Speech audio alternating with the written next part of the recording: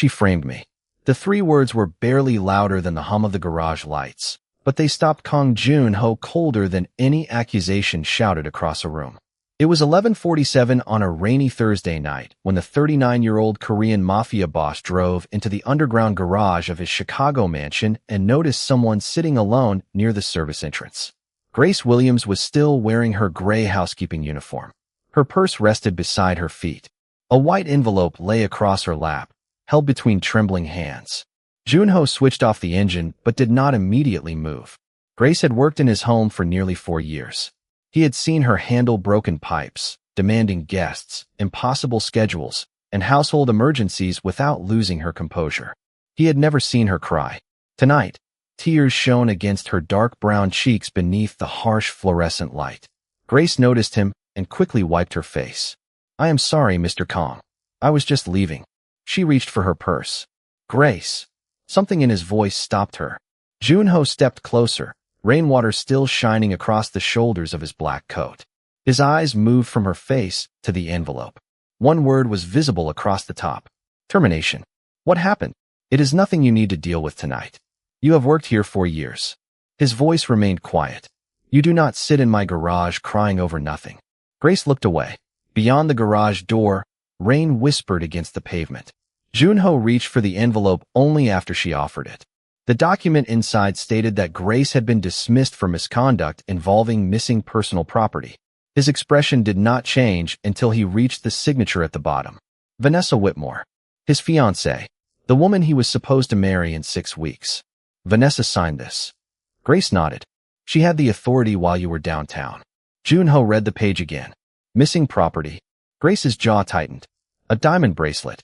Was it found?" A long silence followed. "In my cleaning tote." Jun-ho lifted his eyes. Grace did not look guilty. She looked humiliated. There was a difference, and Jun-ho had spent most of his adult life learning to notice differences people thought were invisible. "Did you take it?" "No." The answer came immediately. "Then how did it get there?" Grace's fingers tightened around the strap of her purse. "I know how." Jun-ho waited. Grace swallowed. She had spent 4 years protecting the privacy of everyone inside his house, never repeating what she heard, never turning another person's weakness into conversation. Even now, something seemed to hold her back. "Grace." His tone softened by a fraction. "Who did this?" She finally looked directly at him. Her eyes were wet, but steady.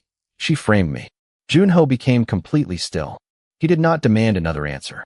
He did not rush upstairs.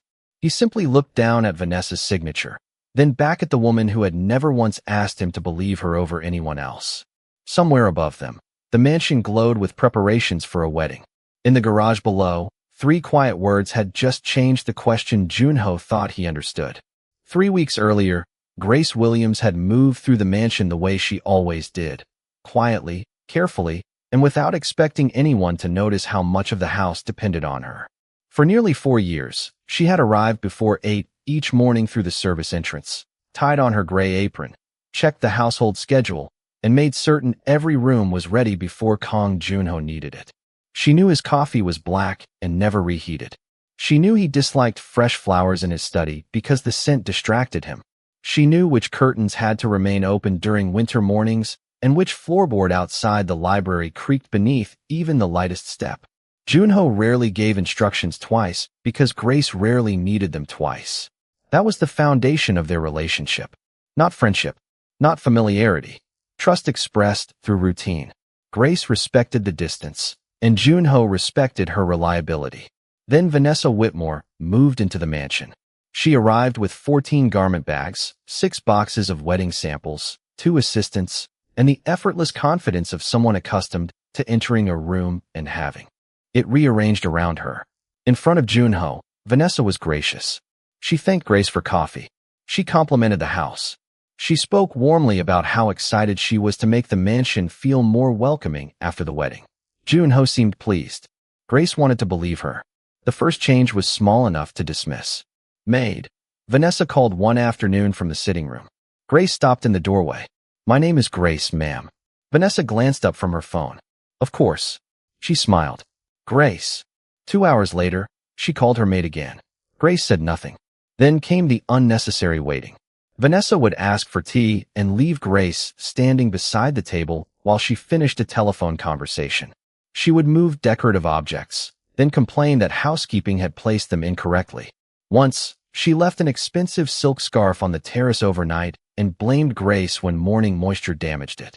None of these moments were dramatic enough to report. That seemed to be what made them effective. They were tiny cuts made where nobody important was looking. Grace continued working. She had bills, responsibilities, and enough experience to know that dignity did not require answering every insult. But she began noticing something else. Vanessa's personality changed whenever Junho entered a room. Her voice softened. She remembered Grace's name. She thanked the staff. One evening, Junho walked into the dining room seconds after Vanessa had criticized a young housekeeper for setting a water glass half an inch too far from the plate. Vanessa immediately smiled. "Grace, everything looks beautiful tonight." Grace met her eyes. "Thank you, ma'am." Junho noticed nothing unusual. Why would he? He saw the woman he planned to marry and the employee he had trusted for 4 years standing peacefully in the same room. But Grace saw Vanessa's reflection in the dining room mirror after Junho turned away. The smile disappeared first. Several days later, Vanessa entered the kitchen while Grace was reviewing household receipts. She placed a luxury boutique invoice on the counter and tapped one manicured finger against the total. If Junho asks, this was part of the wedding household budget. Grace looked at the invoice, then at Vanessa. It was charged as a personal purchase. "I know what it says." Vanessa's smile remained pleasant. "I am asking you to tell him something different." Grace slowly pushed the paper back across the counter. "I cannot do that." The kitchen became very still. Vanessa studied her for several seconds, then picked up the invoice. "You are remarkably confident for someone who works in another person's house." Grace kept her voice even. "I am confident about what I will not lie about." Vanessa walked toward the doorway, then stopped. She looked back with the same polished smile Junho knew so well. "Then remember who he is going to believe." Grace watched her leave, unaware that those words were not merely an insult. They were a warning. For the next several days, Grace treated Vanessa's warning exactly as she treated every unpleasant thing in the mansion. She refused to let it change the quality of her work. She arrived on time, checked each room, coordinated with the other household staff, and kept her conversations with Vanessa brief and professional. But something had changed.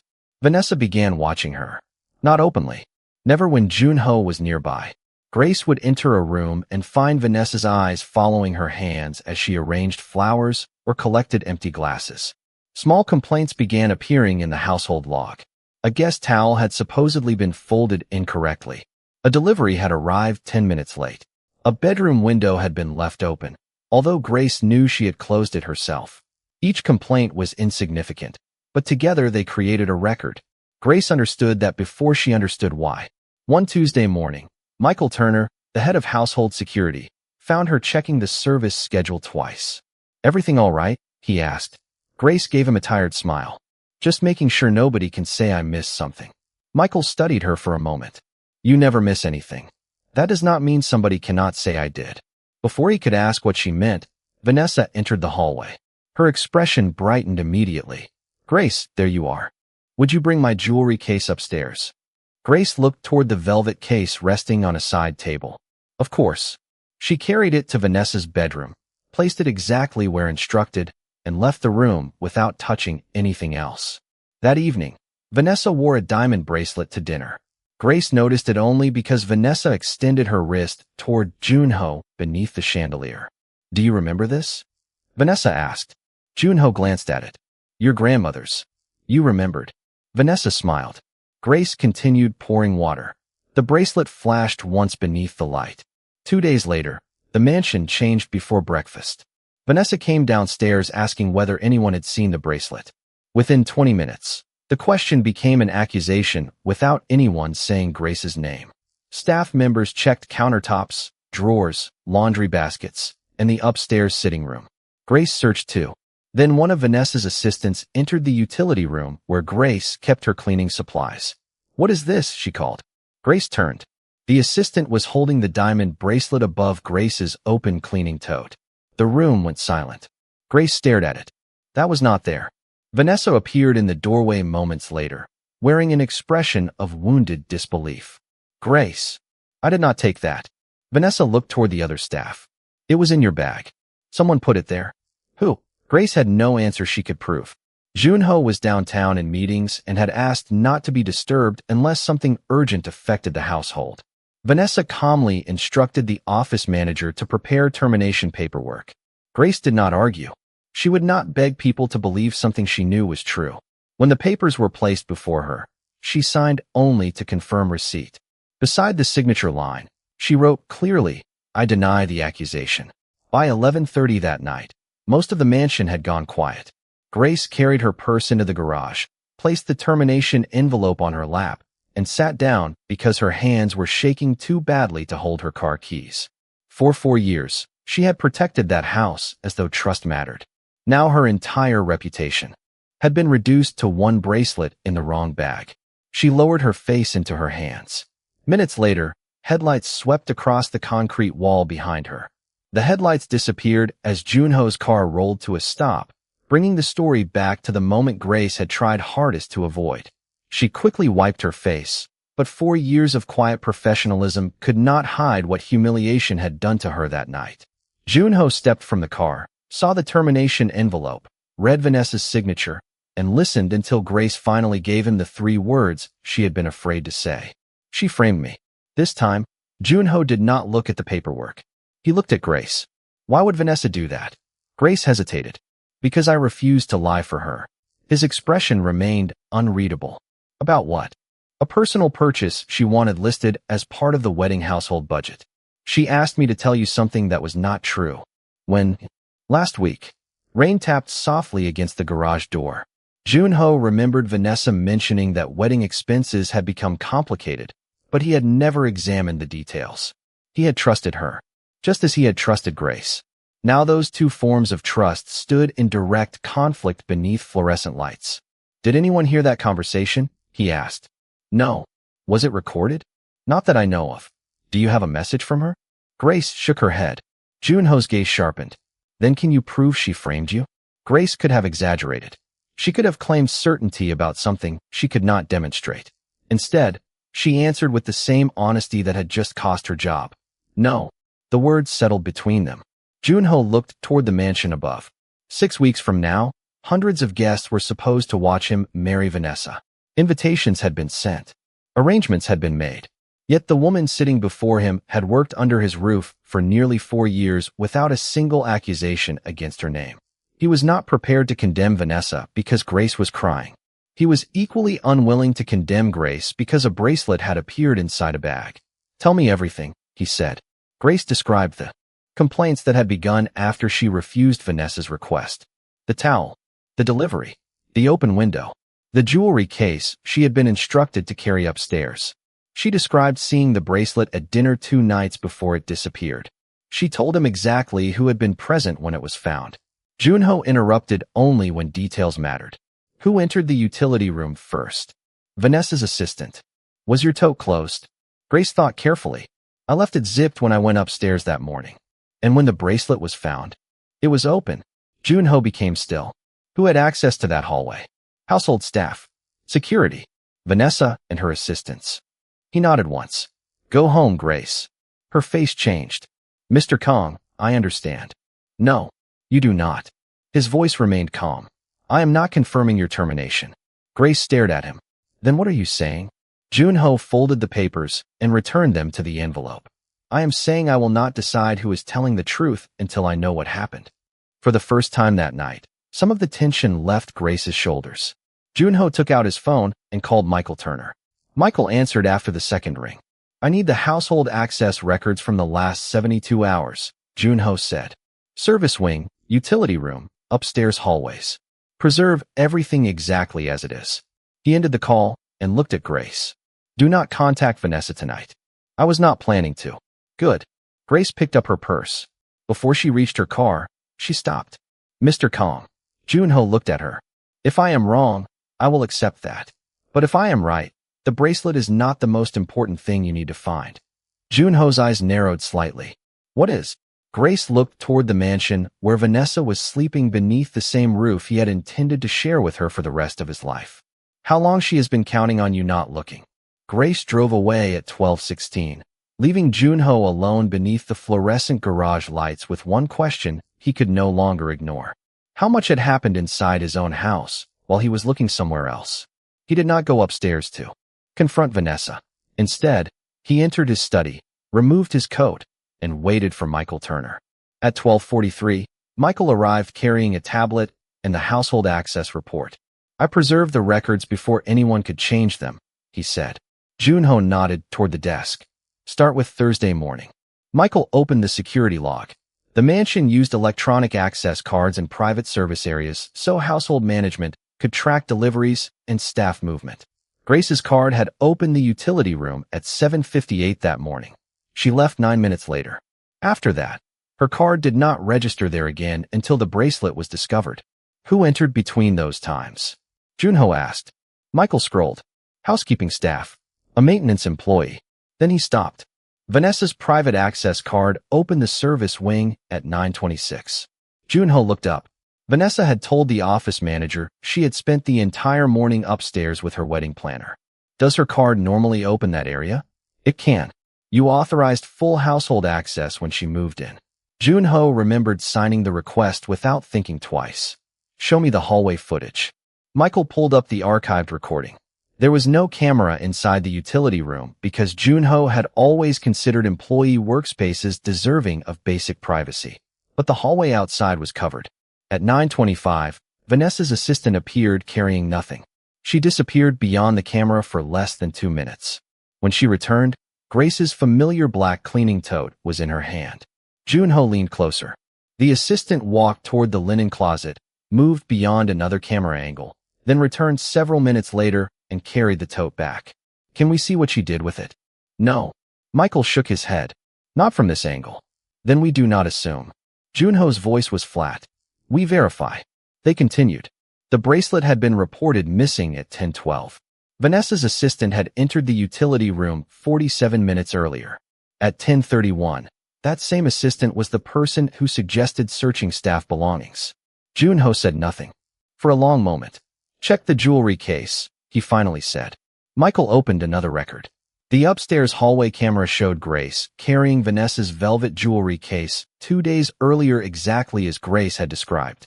She entered the bedroom, remained less than 30 seconds, and walked out empty-handed.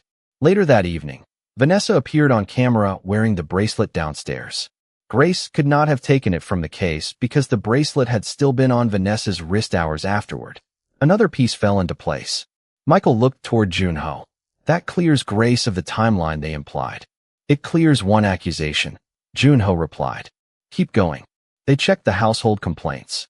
The supposedly late delivery had arrived on time according to the front gate log. The bedroom window Vanessa claimed Grace left open had been opened later using the automated room controls assigned to Vanessa's tablet. Even the damaged scarf had been left on the terrace after Grace's shift ended. One complaint after another collapsed under records nobody had expected Junho to examine. Then Michael found the invoice.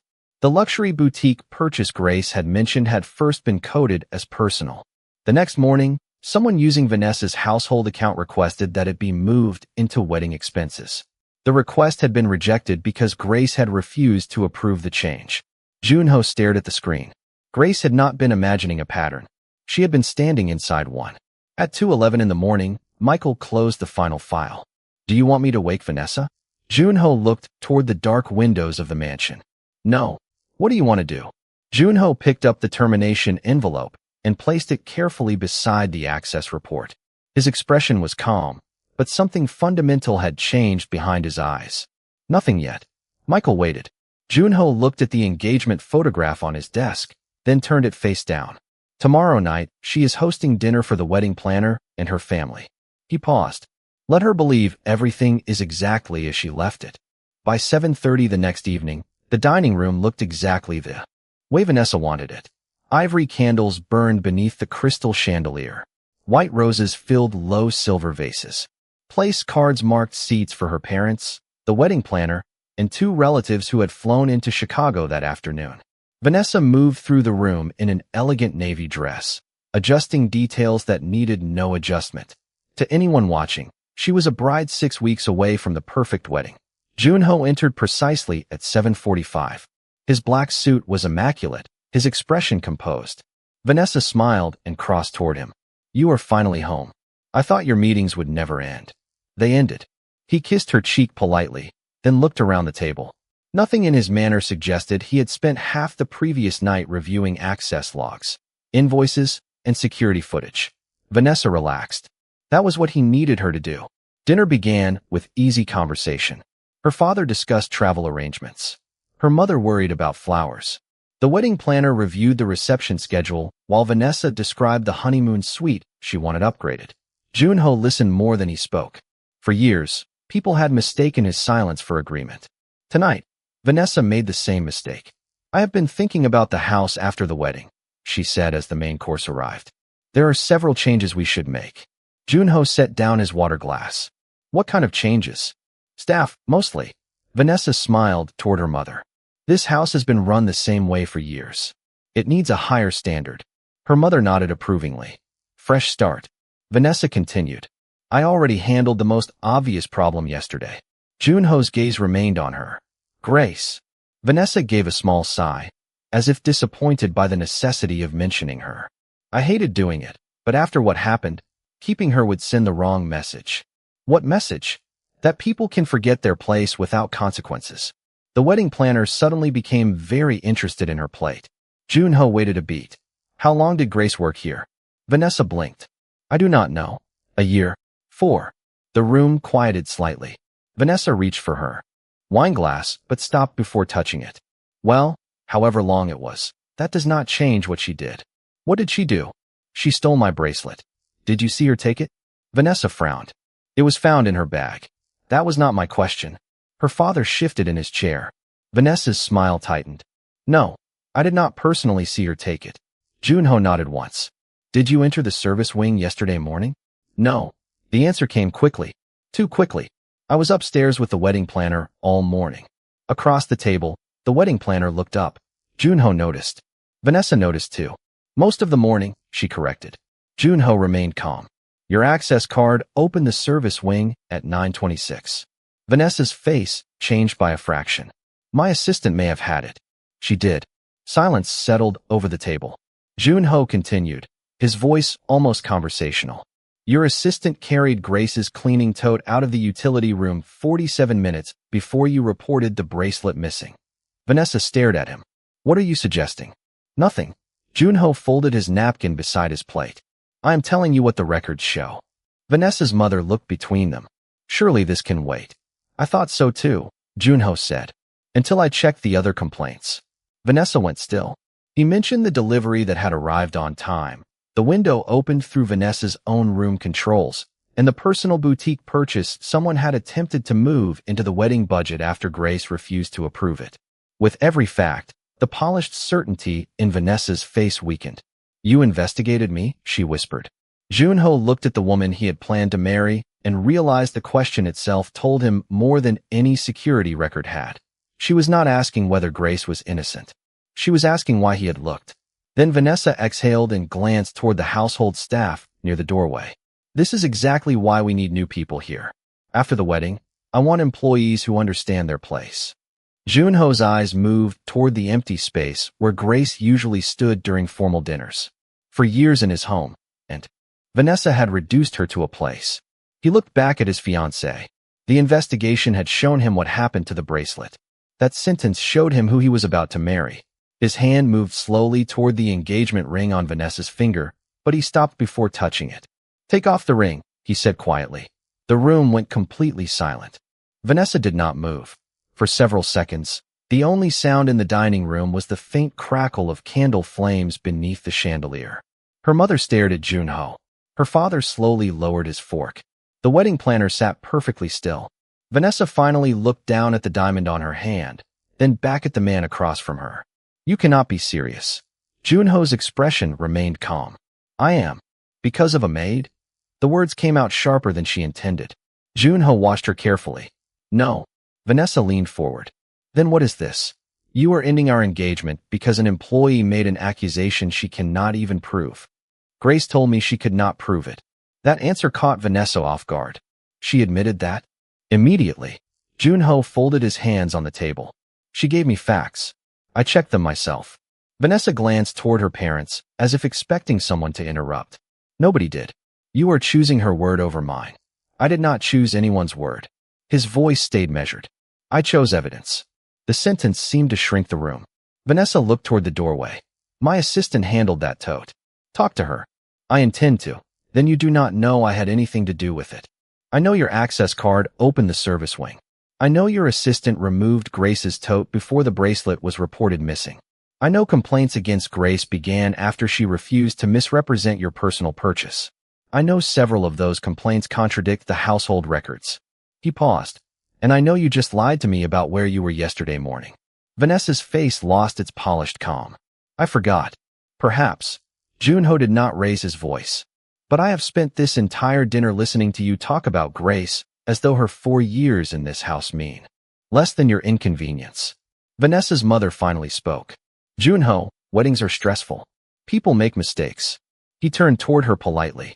A mistake is forgetting an appointment. A mistake is ordering the wrong flowers. This required choices. Vanessa pushed her chair back slightly. You are humiliating me in front of my family. I asked you one question privately at this table. You could have told the truth. About what? Walking into a hallway. Her voice rose, then softened when she noticed everyone watching.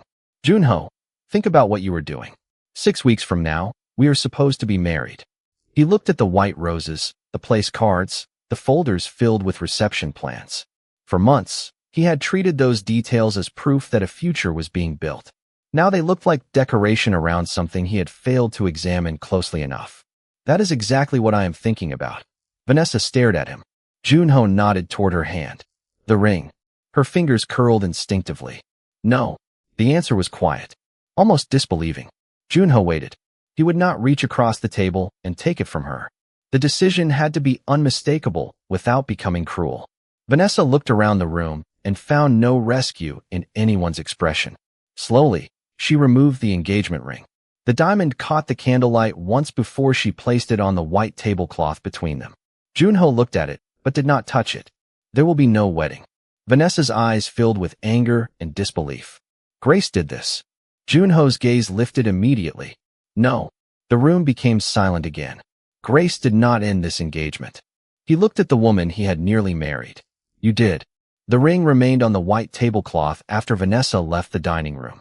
Her parents followed several minutes later, their earlier confidence replaced by uncomfortable silence. The wedding planner quietly gathered her folders and excused herself. Junho did not stop anyone. By 10 o'clock, the white roses were still fresh, the candles had burned halfway down, and a dinner planned around a future marriage had become evidence of a future that no longer existed. Michael entered after the last guest departed. Vanessa's assistant agreed to speak with me, he said. Junho looked up, and she admitted moving Grace's cleaning tote. She says Vanessa told her there was a personal item inside that needed to be returned before anyone noticed. She claims she did not know about the bracelet. Junho absorbed the information without satisfaction. Can we verify her account? Partially. Her timeline matches the access records and footage. Michael placed a printed statement on the table. There is enough to clear Grace completely. Junho looked toward the empty place near the doorway where Grace had stood during countless dinners. Clearing her name should have felt like the end of the problem. Instead, it exposed another one. Grace had been accused inside his house, dismissed under authority he had casually delegated, and left believing 4 years of loyalty could be erased before anyone bothered to ask her a question. Vanessa had created the deception, but Junho had created the structure that allowed it to move so quickly. Void the termination, he said. Remove the accusation from every internal record. Make certain payroll shows no interruption. Michael nodded. I can call Grace tonight. No. Junho stood. I will. He found her number in the employee contact file and stared at it for several seconds before calling. Grace answered on the 4th ring. Hello. Grace. It is Junho. A pause followed. He realized he had never called her personally in 4 years. Mr. Kong. We finished reviewing the records. Grace said nothing. You were telling the truth. The accusation has been removed. Your termination is void. He expected relief. Instead, Grace quietly asked, and Vanessa? Junho looked at the ring still resting on the table. The engagement is over. Grace inhaled softly. I am sorry. The answer surprised him. Why? Because losing something you thought was your future still hurts, even when letting it go is the right thing. Junho looked away from the abandoned wedding arrangements. Even after what Vanessa had done, Grace was not celebrating. There was no triumph in her voice. No. Satisfaction. That told him something no security footage could have shown. I want you to come back tomorrow, he said. Grace was silent again. To work? If you still want the position. I need to think about that. Junho's expression shifted. He had expected hesitation, perhaps, but not refusal. Then he understood why he had been wrong to expect anything at all. Restoring a payroll entry was easy. Restoring trust was not. You should, he said. But there is something I need to say whether you return or not. Grace waited. I should have built a household where 4 years of character mattered more than one accusation. His voice remained controlled, but the admission cost him something. I did not. That failure belongs to me. For several seconds, neither spoke. Then Grace said, Thank you for saying that. The next morning, Junho entered the front hall at 8 precisely. On a small table beside him rested Grace's restored employee file and her house key. 8:15 passed. Then 8:30. Junho remained there, pretending to read messages on his phone. At 8:42, a car stopped outside. Through the glass doors, he saw Grace step onto the walkway in a dark blue coat. She approached the mansion slowly, but instead of turning toward the service entrance she had used for 4 years, she stopped at the bottom of the front steps. Junho opened the front door himself. Grace stood at the bottom of the front steps for several seconds, looking past Junho toward the entrance she had polished countless times but had almost never used. Morning light reflected across the glass doors and pale stone floor behind him. Junho said nothing until she reached the top step. Good morning, Grace. She looked at him carefully. Good morning, Mr. Kong. He stepped aside. Come in. Grace hesitated. Her eyes moved instinctively toward the side of the mansion, where the service entrance waited around the corner. My entrance is over there. Not today. Junho held the door open. Grace crossed the threshold slowly. Michael Turner was waiting inside with the household office manager and several members of the staff. Grace stopped when she saw them. For 1 uncomfortable second, she seemed to expect another formal meeting about the accusation. Junho walked to the small table and picked up her employee file. Grace Williams. The use of her full name made everyone look toward him. The accusation against you is false. It has been removed completely from the household record. Your termination has been voided, and your employment history will show no misconduct and no interruption. He handed her the file. Grace opened it and read the corrected page herself. Her fingers rested on the paper for a moment before she closed the folder. Thank you. Junho did not move. That is not enough. Grace looked up. Vanessa was responsible for what happened, but I gave someone authority over this house without making sure that authority had limits. You worked here for 4 years. You earned trust every day. Yet when one accusation appeared, the system moved faster than your reputation could defend you. The staff remained silent. Junho's voice never rose. I should have done better. Grace's expression softened, but she did not rescue him from the discomfort of the admission. She simply let the words stand. Finally, she said, an apology matters when the person giving it understands what they are apologizing for. Junho nodded. I do now. He placed her house key in her hand. Grace closed her fingers around it, then glanced toward the familiar hallway. I have one condition if I come back. Michael raised his eyebrows slightly. Junho remained composed. Name it. No employee in this house gets dismissed over an accusation without being allowed to answer it first. Not me. Not the newest person hired next month. Nobody. Junho considered her request for less than a second. Agreed. Grace extended her hand. Junho looked at it, then shook it. There was nothing dramatic about the gesture. That was why everyone in the room understood it. Later that morning, the mansion returned to its ordinary rhythm, but something about it had changed. Grace checked the dining room, corrected a delivery schedule, and reminded a young housekeeper that one crooked napkin was not the end of civilization. By noon, she was laughing in the kitchen as though the previous 2 days had not taken something from her. Junho passed the doorway and stopped. Grace noticed him. Your coffee is getting cold, Mr. Kong. He looked toward the cup waiting on the counter, black, exactly as she had prepared it for nearly 4 years. You remembered. Grace gave him a look that almost made the question foolish. I never forgot. Junho picked up the cup. For years, he had believed respect flowed downward from the person with the most authority. Grace had taught him otherwise without ever giving him a lesson. That evening, when she finished work, she approached the service hallway from habit. Junho was standing near the front entrance speaking with Michael. He opened the front door before she could turn away. Grace paused, then smiled faintly. She walked toward him, crossed the foyer, and stepped outside through the same doors used by every honored guest who entered his home. Junho watched until she reached her car. The first time he had truly seen Grace Williams, she had been crying alone in his garage with her dignity under accusation. Now she left through the front door with her name cleared, her head high, and her place in the house defined not by status, but by respect.